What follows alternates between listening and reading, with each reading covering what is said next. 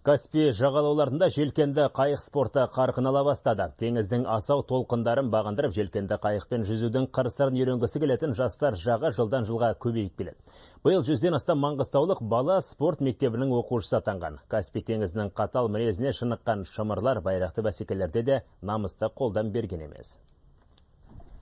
11 жасар Самат Мұса тағдырын теңізбен байланыстырады. Каспийдің асау толқындары мен дауылды желі оны нағыз теңіз тарланына айналдырды. Спорт мектебінің ең кішкентай оқушысы әзірден ақ өзін кеме капитанындай сезінеді. Қайықты рульмен басты қарады. Мына қатты жер ұрып жатса, мен тартамыз өйтіп. Сонда біз қатты жүреді. Аударылайын деп жатқанда, мына аяғымыз тіреп аламыз да шалқаямыз.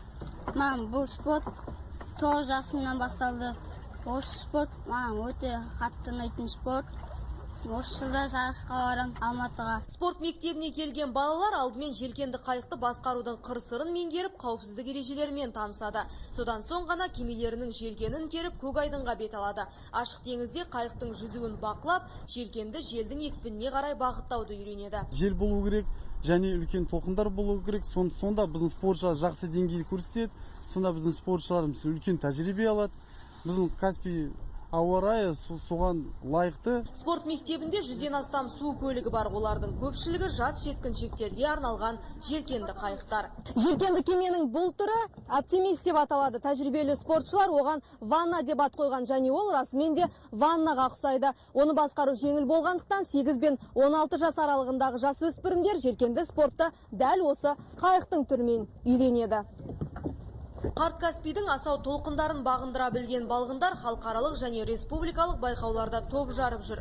23 жыл бұрын құрылған спорт мектебінде бүгінде 300-ден астам маңғыстаулық балғын тәрбиеленуде. Жарысқа шығу үшін 2 айдай үйретеміз, балдарды жаттықтырамыз, сосын сборларға алып кетеміз.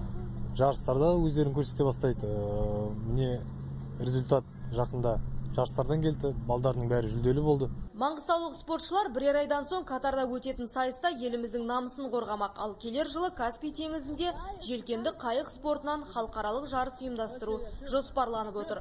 Мөлдір Мұсаева, Ренат Тосалиев, Ақтау, 24 KZ.